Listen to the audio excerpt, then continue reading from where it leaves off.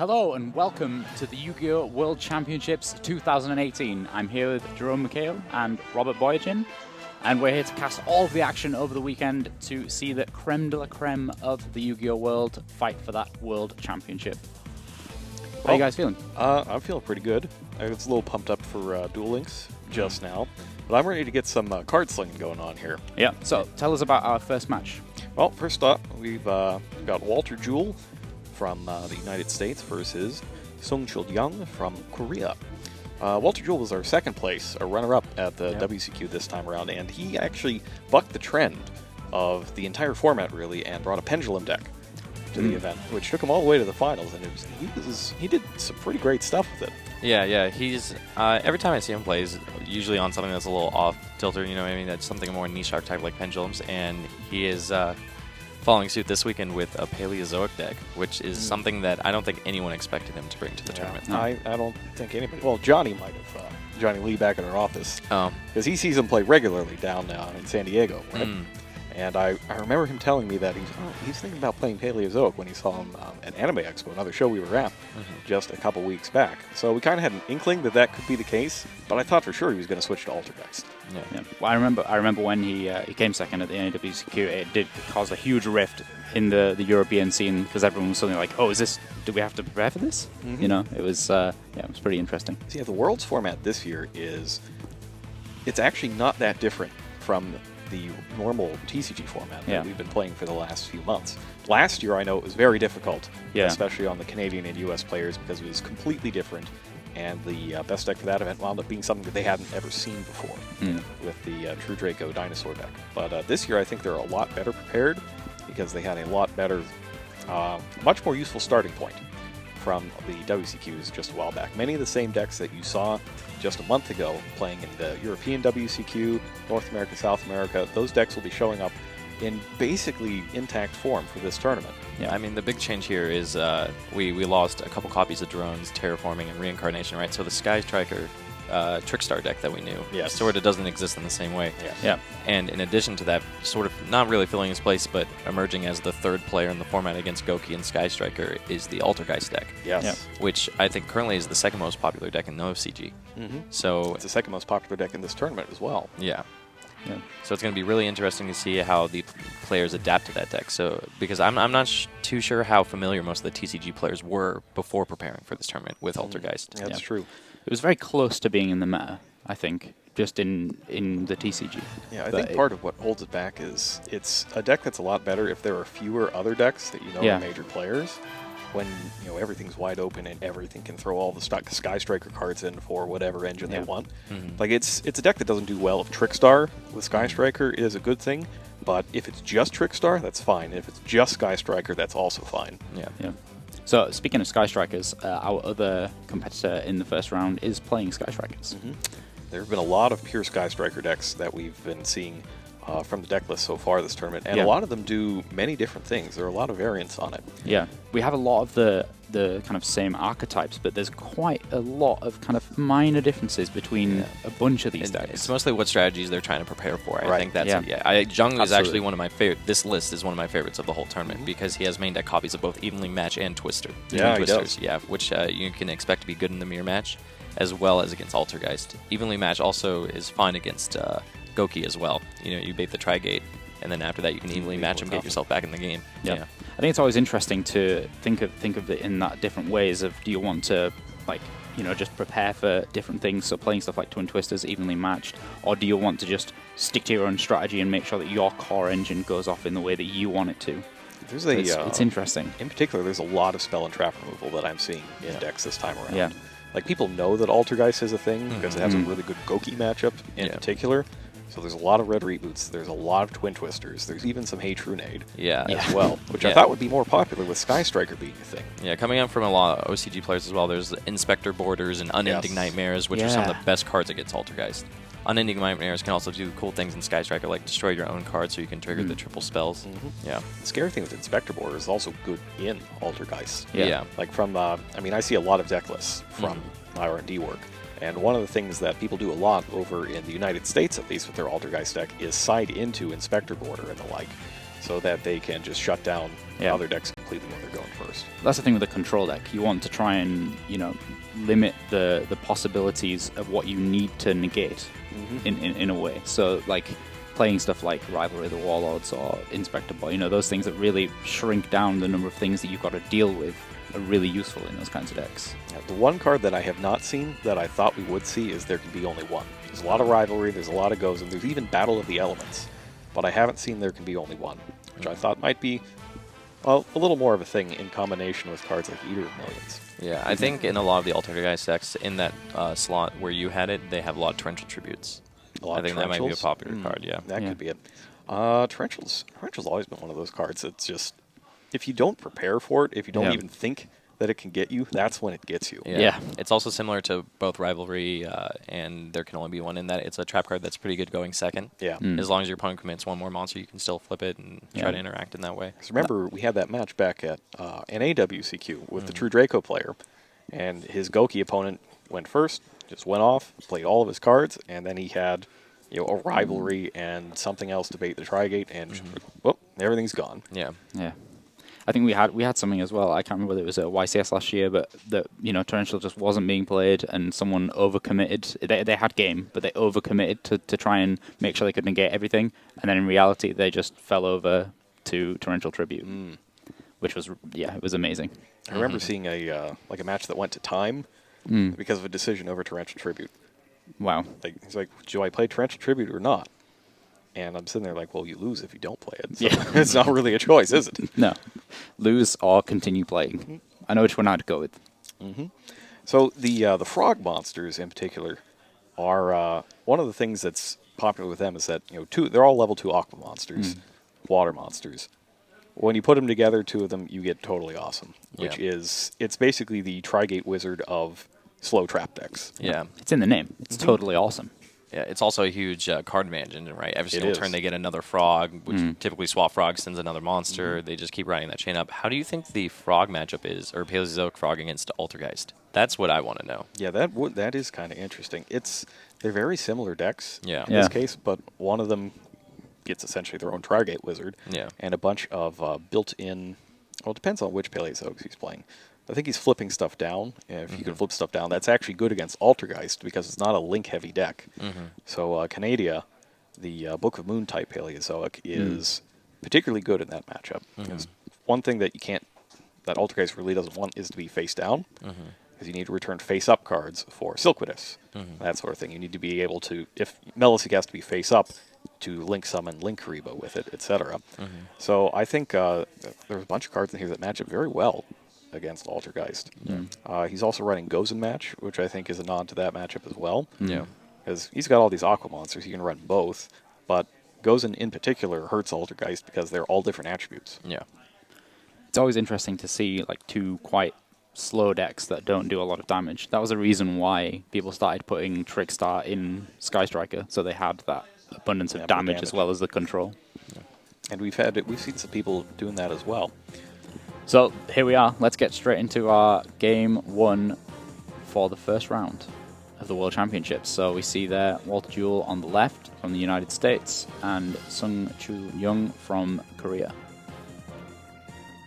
I love those sleeves. Look at them. They're fabulous. They're pretty radiant. Yeah. First year, I think we switched off the blue color, right? Yeah. They match the shirts as well. Yeah, the jerseys look especially good this year. They have the Yu-Gi-Oh card backs on them. Actually, I like the design. The Dragon Duel shirts, the purple ones. You like those a little bit more? Those are really good. I like them a lot. Purple's my favorite color, so that one definitely my favorite. All right, looks like we're underway. That's about what you expect to see from a Paleozoic deck going first. Bunch of face-down cards. What you really want to be seeing here is Swap Frog, though, and he has not got it. No. So yeah, it's hard to say what the set monster is there. Could be Ronin Toadin or Dupe Frog. Dupe Frog is the most preferred monster to set. Yeah. Now, if Jung has evenly matched right here, that's already going to be a huge blowout. Yeah. 1 for 3. Oh, I think he has it. I think he's announcing through his phases. Ooh. He's got that look in his eye, too. Yeah. Both of these plays look where you start flipping your traps. Yeah. So he is running the one that sends a trap from the deck to the graveyard. Do you really gain anything by flipping your traps? You do, because you get them in the graveyard instead of banished face down. Yeah. You're right. Yeah, I think that's Morella. It's kind of hard to see, but I think that's Morella, which is the one that does send. So that's pretty good. It's definitely Morella. So he's going to straight away get 2 of his Paleozoic traps in the grave, and that's where they want to be. So tell us a little bit about the Paleozoic traps themselves. Why are they so good when they get sent to the graveyard? So the Paleozoic traps in the graveyard have basically a quick effect that you chain directly to the activation of another trap card that special summons them as a monster. It's a level 2 water aqua, 1200 attack, and it's unaffected by other monster effects. They are they don't look like much, but once you start getting multiples of them on the field and you can Xyz summon, whether it's their own monsters, the Paleozoic Xyz monsters are actually really good. Yes, yeah. Whether it's them or totally awesome, you just have a really good toolbox of monsters to pick from. Yeah, so that's why they work so well with the Frog Engine, because they are also level 2 aqua monsters. Yeah. One thing about Jung's deck as well is he's playing the single copy of Sky Striker Mecha Shark Cannon. Yes. Yeah, so that's going to be really good in this matchup. What does that do? It banishes a card from your opponent's graveyard. Yep. Okay, so that's going to help. That's going to help out a lot. He's going to be able to chain that to the Paleozoic card's quick effect in the graveyard. Let's see, actually, does it specifically banish a monster? It might actually just banish a monster. Oh, it's a monster. But regardless, you can use it against Ronin Totem, which is huge. Yeah. Ronin Totem, similar. I wouldn't say not necessarily similar, but also a level 2 kind of food for this that you can get out of the graveyard by banishing a frog. Yeah, so it is 1 monster. Yes. And its secondary ability, if you have 3, is you can special summon it instead of banish it. The ceiling match is still going to be fine, though, for 2 cards. Yeah. You got to take that. What do you think he's going to leave on the field? I would assume that, maybe his single set card is a mistake. Yeah. If it is a mistake, that is definitely a good play. Or one of the continuous trap cards. He still doesn't know necessarily that his opponent's on Sky Striker. No. All he's played is an evenly match, so it still could just be Goki with main deck evenly match. It could even be Altergeist with main deck evenly match. Yeah, there's evenly matched. Easily matched, you can activate from your hand if you control no cards on the field. And you play it at the end of the battle phase. Your opponent has to banish their cards face down until they have the same number as you. Speaking of banishing cards face down, there's 10 of them for Pot of Desires. Get it ashed. However, Jung didn't have anything proactive on his side, so even though he's trading, I guess, a little bit up, he traded up obviously on evenly match. I think trading the ash for the Desires is a positive in that it's not a hard card advantage, but he hits the 1 terraforming now. That's going to help get him going. Yeah, definitely. That's one thing I always found with Paleozoics, though. If you don't get going, you got to get your resources going quite quickly. Otherwise, top decking with them doesn't feel that great. Yeah, it's strange. It's a slow deck that has to start fast. Yes, yeah. If you don't get those resources, in the graveyard as soon as possible, then you don't really get anywhere very fast. Yeah, you've got the super rare Ash Blossom there. If you were on our YouTube channel this morning, you might have also seen a super rare Ash Blossom. Now we're going to take a quick look at Area 0. This is the field spell for the Sky Striker deck. It's pretty good. The main thing you want it for is to blow it up so you can get Ray, but it also helps find your other Sky Striker cards as well. It's overall quite good. You need to have stuff to send to the grave to use it, though. I always find it really interesting, the pure Sky Striker deck, because obviously, mostly I've seen the Trickstar Sky Strikers and multi-roll being a really key card in their deck. All right. Some discussion to be had just there. Search is successful. And then we see Sky Striker multi-roll. Mecha multi-roll. Yeah, that's a big one. That's kind of the, it gets compared very often to Spellbook of Judgment. Yeah. Which I know you remember very well from Vegas. Yes, I do. Yes, I do. We were just talking about Spellbooks earlier. That deck was actually a little bit less prominent at the World Championship than it was at the NAWCQ, to be honest. Although it did make it to the finals. There was a lot of Dragon Rulers. Yeah. A lot of Dragon Rulers. All right, so lets you excavate your top 3. And you add a Sky Striker to your hand, and if you do, you send the targeted card to the graveyard. You're going to send Afterburners. So what's the key factor of Sky Strikers? What makes them good? What makes them tick? Basically, Ray has everything. Yeah. It's the fact that all your cards have a lot of utility in that you can access just about anything you need, especially with the Link monsters. It's similar to Zodiac in that you only need one monster to summon an extra monster that gets you going. Yeah. Yeah. That's right. Now we see her just there. Yeah, and it also has a great late game because as soon as you get 3 spells in the graveyard, all your spells start doing more. Yeah, I was just gonna say that's I think a really important thing for Sky Strikers. Basically, all of their cards do something good, but as soon as you get 3 spells in the graveyard and start using them, they get the good effect still and a great effect on top. Yeah. If you made a list of everything that a spell card can do that you would want in a deck, Sky Striker essentially has all of them. Yeah, and more. And more. Some of them are stapled together. Yeah. Like Afterburners, destroy a monster. If you have 3 more, destroy a set card. Yeah. Or a spell and trap, rather. Yeah. Just starts cleaning out boards very quickly. And Sky Striker, Mobilize, Engage. The card you played to search out Ray. Search your deck for a Sky Striker card. If you have 3 spells in your graveyard, draw a card. Yeah. There's a card in the game, Upstart Goblin, which people just lets you draw 1 card, which is considered pretty amazing. In fact, it's on the Forbidden Limited list at the moment. So having Engage do that as well as something else is pretty amazing. Getting 3 spells in the graveyard isn't necessarily too hard. Now Ray herself is very interesting. So we can see that he's going to battle here and attacking. And the reason he's doing that instead of just Link summoning right away is because Ray has an ability to tribute her as a quick effect to special summon one of your Link monsters from the extra deck. Yeah.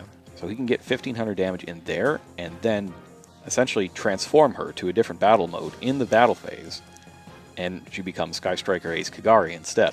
Yeah. He gets plus 100 attack points for every spell in the graveyard. It's a big reason why Ghost Reaper and Winter Cherries isn't the best against the pure Sky Striker deck, because if they start with Ray, if you try to get rid of their Kagari, they can just respond with Ray and summon it. Yeah. But then obviously they can just hit the Shizuku instead and vice versa. But that's the thing. People don't have extra deck space a lot of the time, and they think they get away with just playing Ray. Yeah. Yeah, because I guess you'd have to include both Kagari and Shizuku to be able to hedge the difference. Cover them both. And not a lot of decks have that space. Now Jule is playing Reaper and Winter Cherries, but he only has Kagari actually in his extra deck. Yeah. So that's the situation we just spoke about is exactly matchup. Yeah, that's one big thing with the Paleozoic Frog deck is generally their extra deck is full of stuff. I mean, even when we didn't have Link monsters, it was fairly full of stuff. So even now, it's going to be to the brim. I think it used to be a little loose. Like it was loose enough that they could play multiple copies of Totally Awesome and multiple copies of the Paleozoic monsters, and you can't do that now when you need, say, Mistar Boy to help free up your zone, so you can get your double Link Xyz monsters or the Nightmares just because they're the Nightmares and they're really good. Yeah. So now we finally see what Walter Jule decided to keep. It was Gozen Match. So Gozen Match works very interestingly.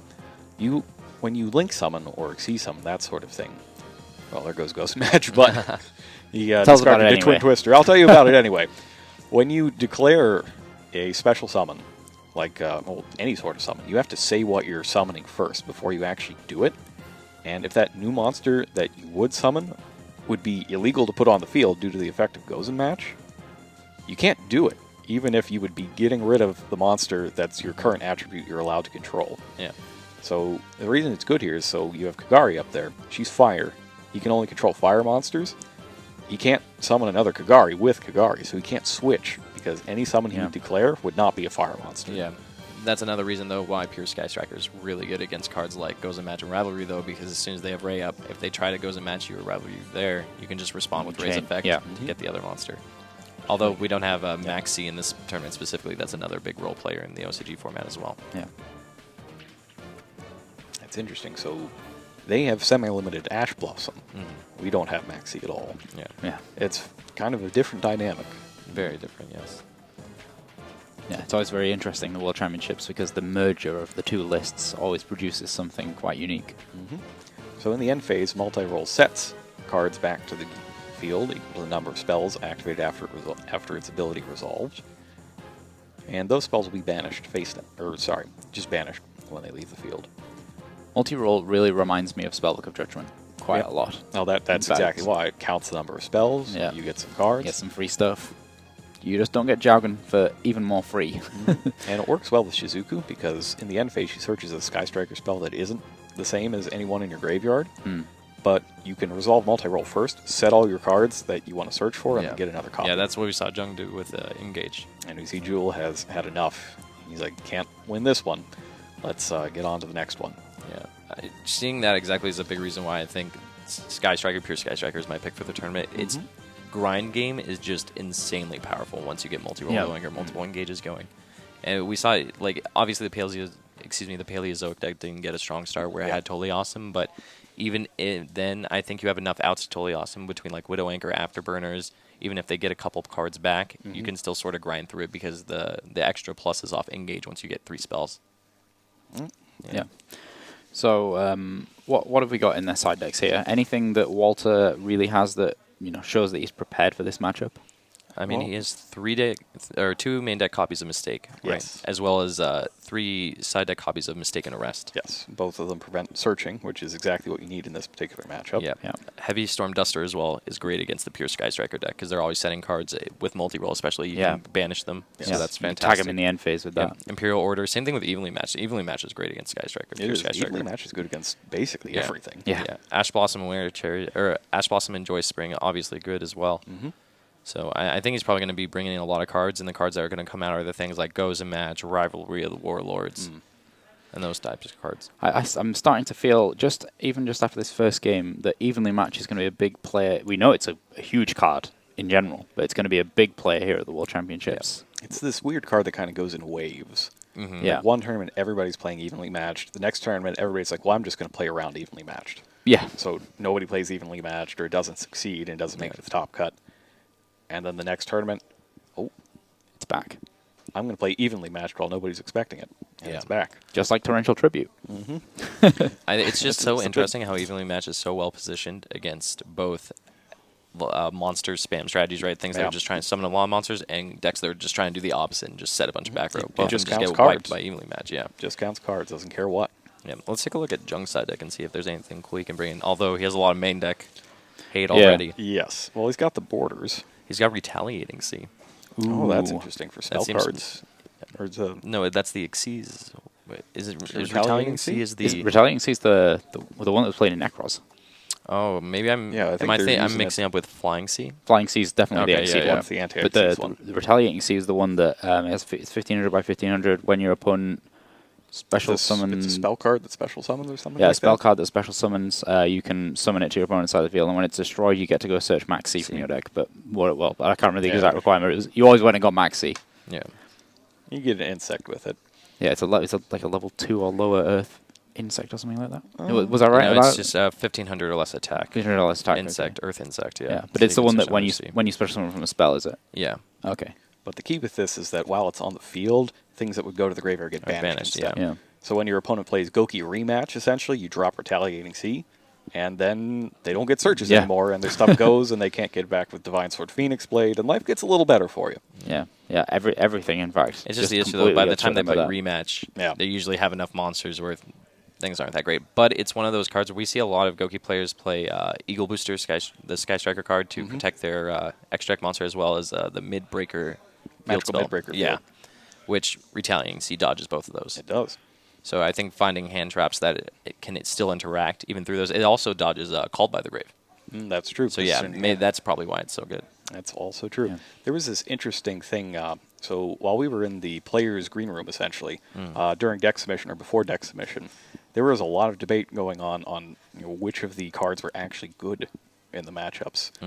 And I saw people argue. It was Droll and Lockbird was the major argument over whether or not this card was any good. And then Ghost Reaper and Winter Cherries came up as one of whether or not it was any good. And I thought, for sure that Reaper and Winter Cherries would be huge at this particular event, but some people really didn't believe it.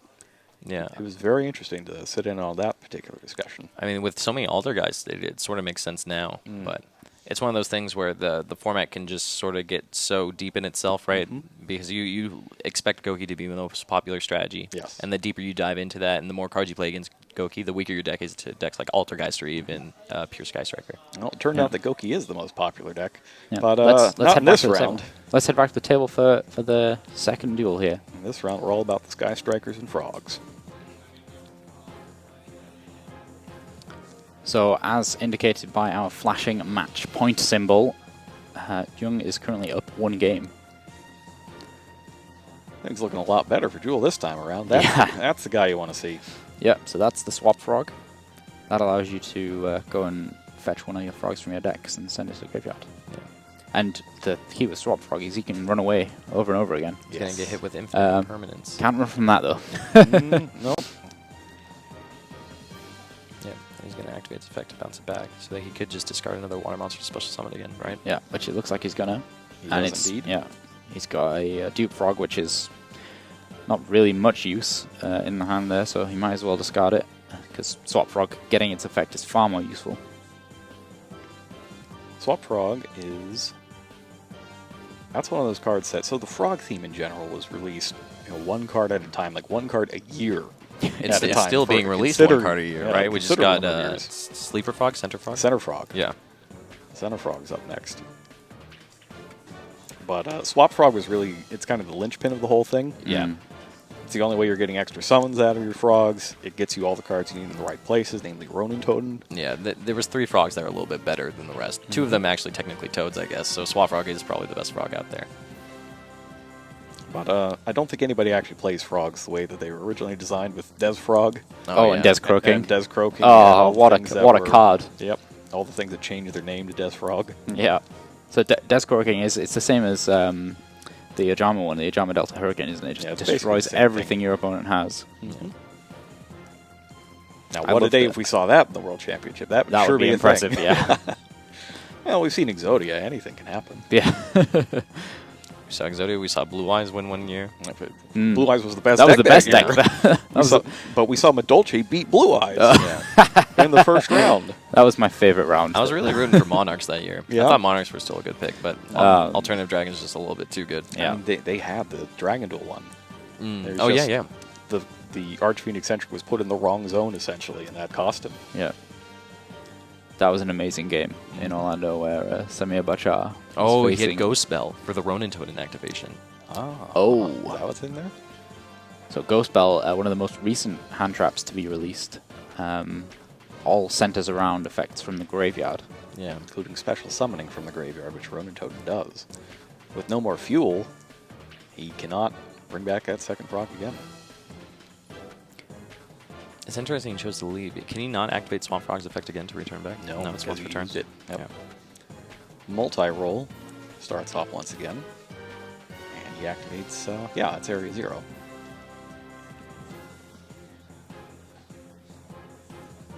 Got Area 0's effect up next.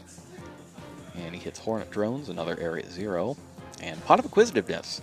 That's a good side deck card. So when you think that your opponent is going to put in Ghost Reaper and Winter Cherries to try to get you, you side in Pot of Acquisitiveness, just in case they do. It lets you put 3 of your banished cards back and draw a card.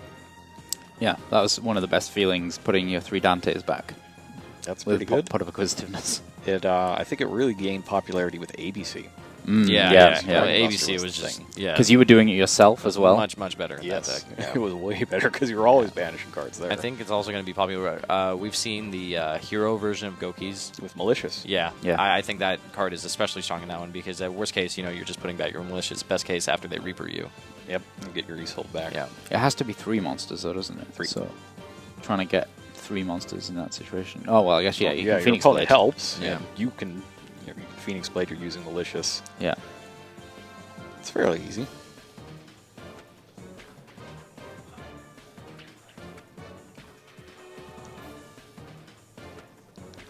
All right, Flips goes match there once again.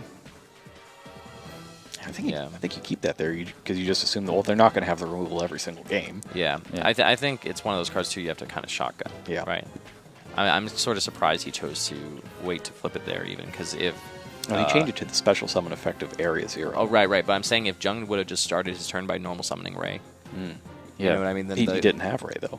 But if he did. Yeah, but Jule didn't know that. Oh, yeah. Okay. So I think the same way with like anti-spell fragrance cards like that. Yeah. You just have to activate it because the position's never going to be much different. Yeah. Well, unless he thought to himself, well, I want to play around any kind of back row removal that Jung might have. But again, that's a bit more risky than just getting it out there. Yeah. Right, attack Swap Frog. She's got a couple 100 points on him. Yeah. I've not really seen the Paleozoic deck go off very quickly yet. Well, he just got hit by 2 hand traps. So. Yeah. Yeah. As we were saying earlier, it really needs to get going quite quickly, and Walter Jule seems to be struggling with that. And Area 0 is the card that returns due to multi-roll in the end phase. So right now, Goes and Match means that Jung cannot control anything except dark monsters. It also means that he can't swap Ray out, because he'd have to declare an illegal summon to do so. There are no dark Sky Striker monsters.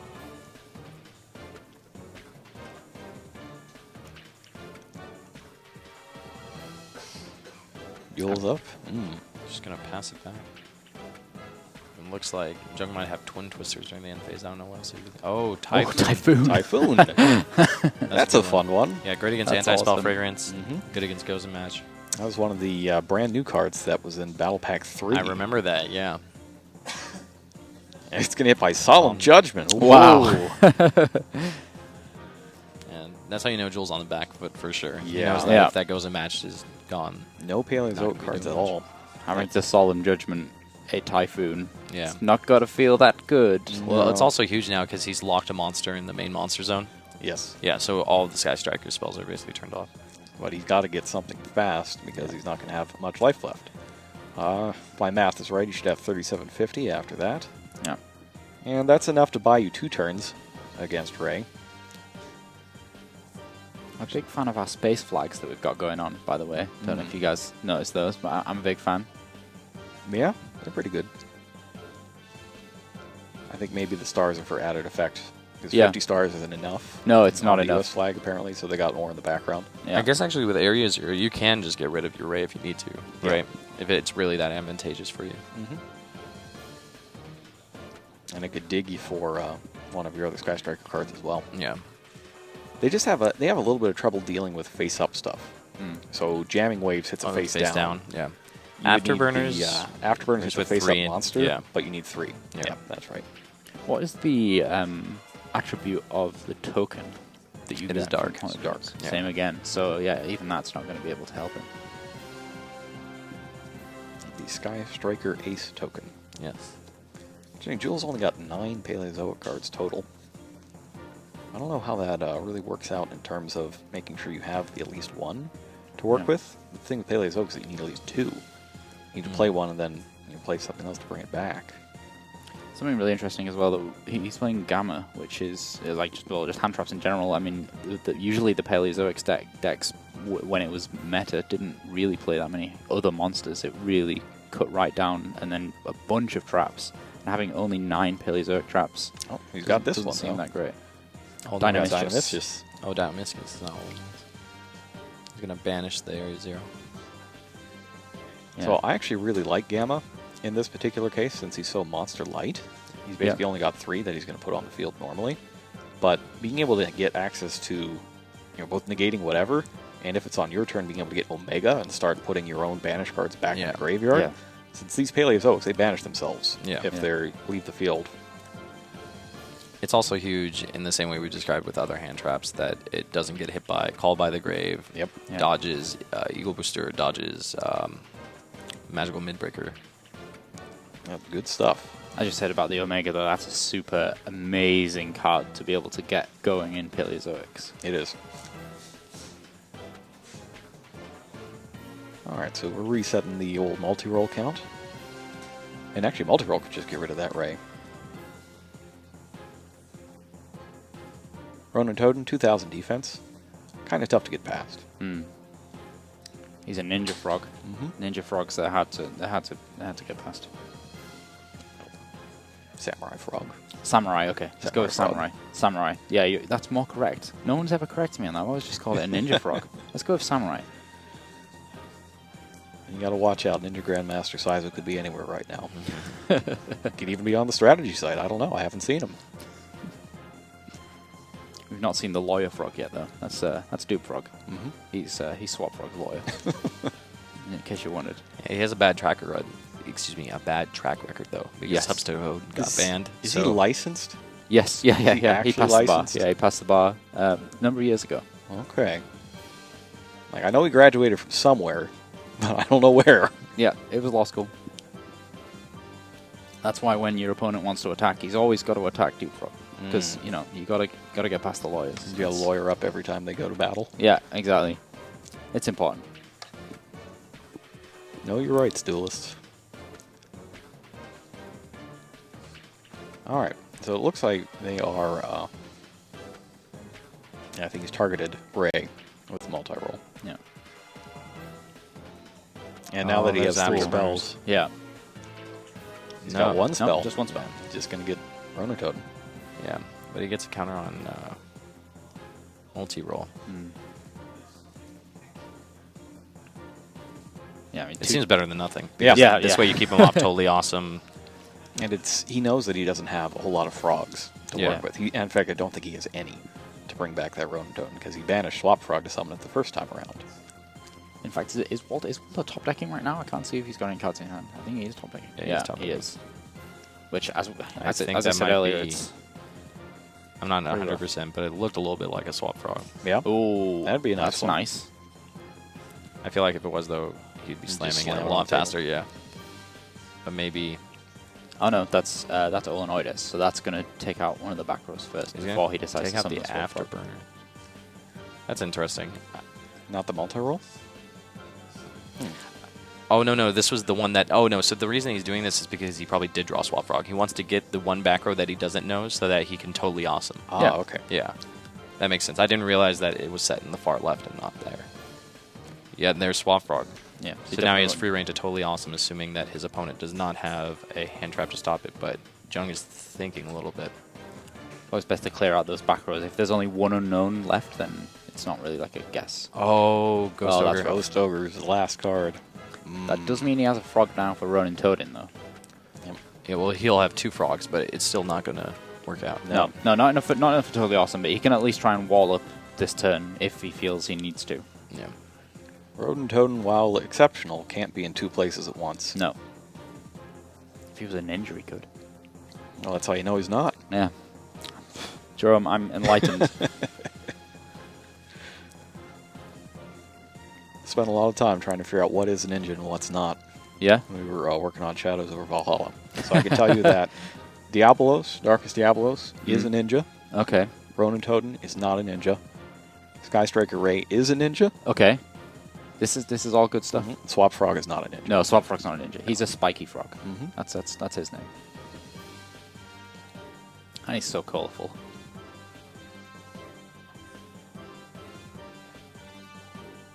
Both these players at this point looking rather stoic.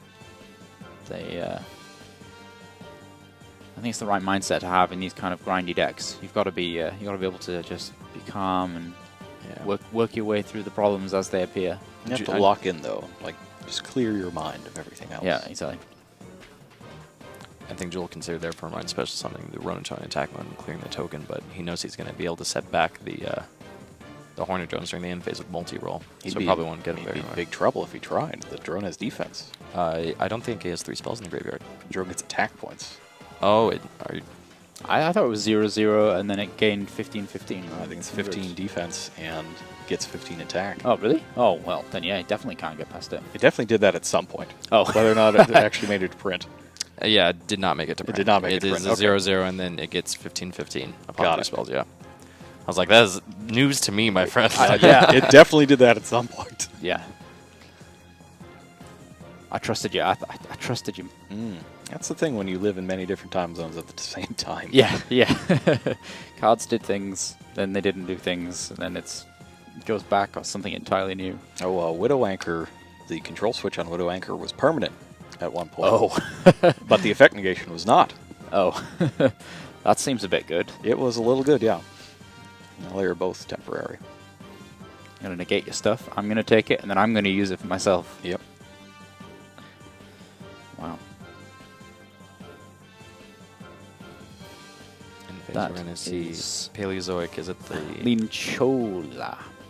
Lincolia? I don't Should return a banished card, I believe. Lincholia. Lincholia. Yeah. And he chains to that with his other Paleozoic. Yeah. Dynamistress. So since that the effect of Dynamistress was used in the graveyard, when it leaves the field, it will be banished. But if he's able to get another level 2 ankle monster on the field, he's going to be able to summon Totally Awesome. which he certainly is. All right. Now, here we go. It's the beginning of, no, the end of the beginning, and anyway, he's getting going now. He's cooking on gas, as we would say back home. So in this case, I'm feeling like you want to go a little more on the offensive and start clearing out those cards. Yeah, maybe Opabina.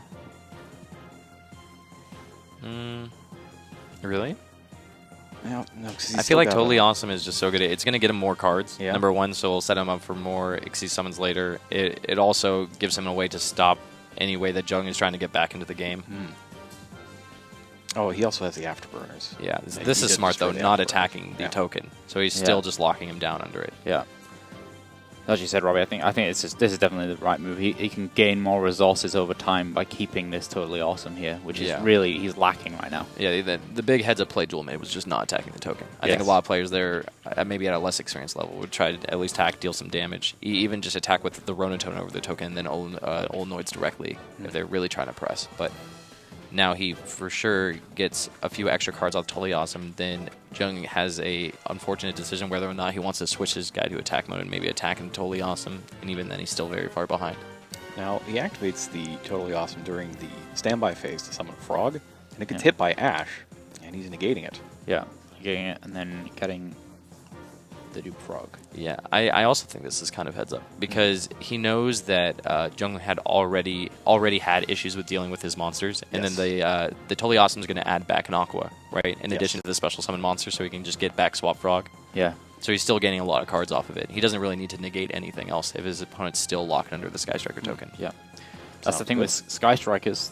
Without that Trickstar engine, they don't really have like a big X Factor play to start bringing the damage in. So he doesn't need to keep that negate around for and he for puts anything the Toad really back in important. the extra deck. That's interesting. Toad back in the extra deck because he only has one. Oh, he only has one. Yeah. He's got to keep that train going somehow. And rules note actually on the Paleozoic monster there. So we said when it leaves the field, it gets banished instead. Becoming Xyz material does not count as leaving the field, and neither is being detached as Xyz material. Yep. So, as this is an Xyz-focused deck, Paleozoic, it's just kind of designed around that loophole. Yep. It's originally actually, they first appeared in Korea, did they not? Yeah, I was actually going to mention that they were Korean World Premiere cards initially. Very exciting. Along with like Flowbot, I think was also released alongside them. World Carrot Weight Champion was one of them yes, as well. Which is an all-star in Duel Links, by the way. We never really saw it making the TCG, but that is one of the most powerful monsters in Duel Links when it comes to the Sylvan deck. What does it do? You can discard a plant monster to special summon it, I believe. Is that its effect? Okay. Do you remember? It's something like that. Yeah. So basically you can put, I think, Rose Lover. Lover into the graveyard, and then Rose Lover lets you banish it to special summon a big plant. Nice. Yeah. And the plant is immune to traps, too, is it not for the turn? I think Rose so. Lover does that. I get Rose Lover and Rose Archer. I think is the other one that actually stops traps. Yeah, or stuff. Rose is a trap. Rose Lover just gives you Yeah. the protection for a turn. Yeah. Swap Frog banished for Rodent Hodin.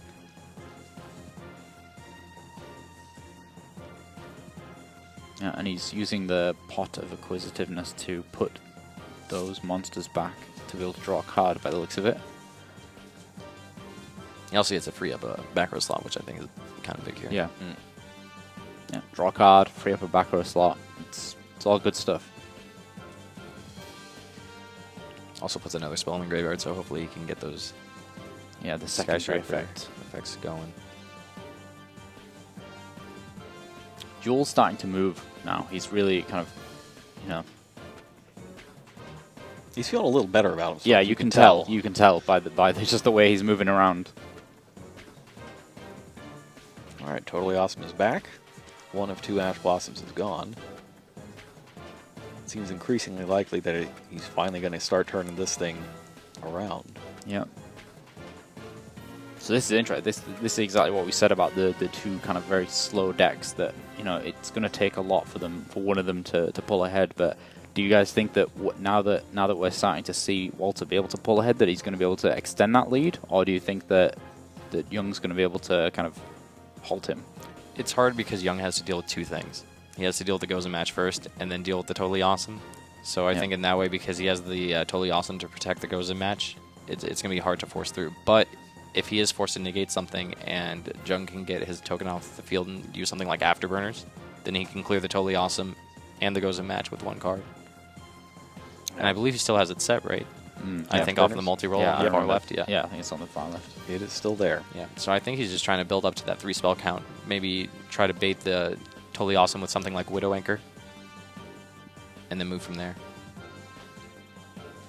So it's interesting. So if Jung is able to make that quite specific play to get rid of both of those problems at once, then he's going to be able to pull ahead, you think? Yes. I don't think it's going to be that hard for him either, because he already has access to the Afterburners. So really just what he needs is a Widow Anchor. Yeah. And I think that the Widow Anchor will also be the 3rd spell. Yes. Yeah. And we already saw Jule use a Solemn Judgment. However, he could just have another copy of Gozen. Or even a Rivalry, right? Both are in there. Yeah. Is the Drones token a machine or a warrior? It is. Is it just a warrior? It's a warrior. Okay. Well, there's Twin Twisters. Twin Twister's pretty good. Discarding evenly matched to target the two unknown cards. I was going to quickly ask. It's totally awesome. Going to. Multi-roll. Is he building a chain in a nice way here or something? He loses both. It does not look like he changed his. Is that Shared Ride or Mistaken Rest? Well, it's because your opponent cannot activate cards or effects in response to your spell cards you activate for the rest of the turn because of multi-roll. So actually, multi-roll just... Yeah, completely solved that problem that we were saying needed to be solved by Jung here.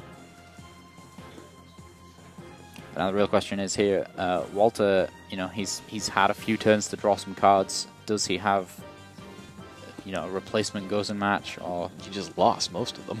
Yeah. Yeah.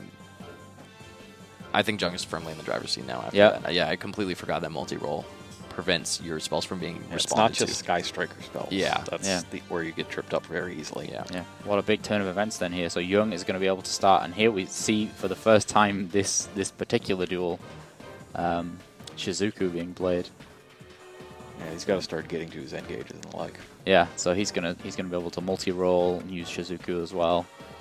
Yeah, I don't think he has any cards left in his graveyard for multi-roll. Okay, actually, so because both of them got banished because they were previously off multi-roll, both Afterburners and the drones. Yeah, but he should have at least 2, if not 3 spells, right? He has Twin Twisters plus Pot of Acquisitiveness. That's 2. Yes. I'm unsure if he has a 3rd. I thought I saw. Yeah, I thought I saw a 3rd actually earlier on.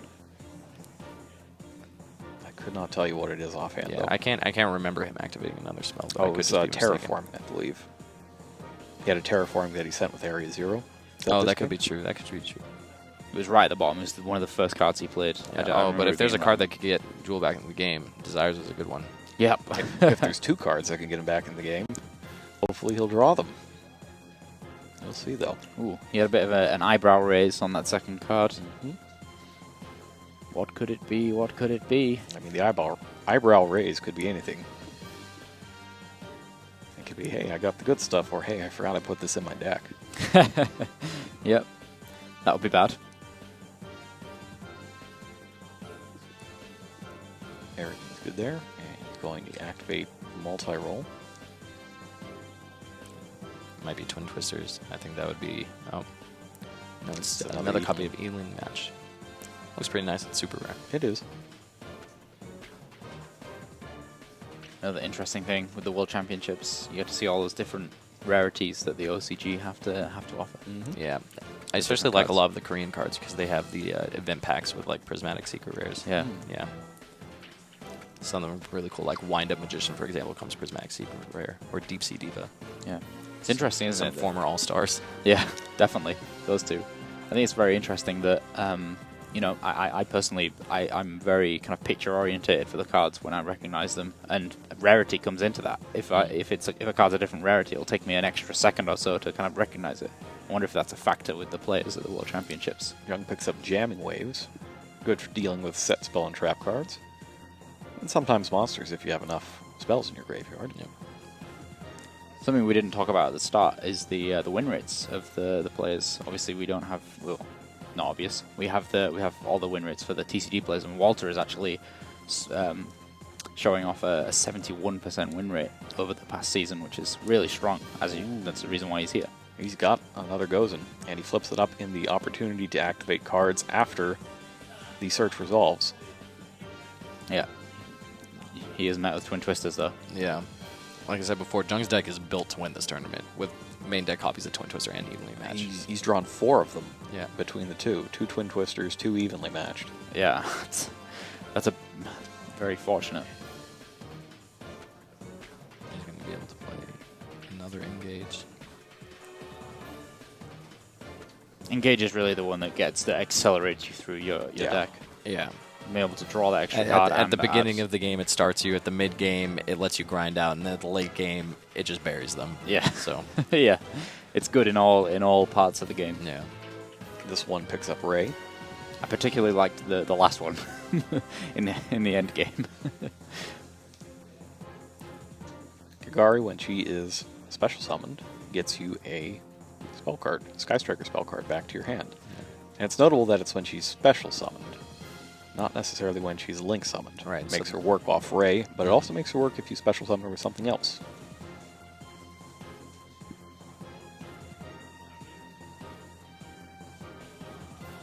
And there's a Widow Anchor.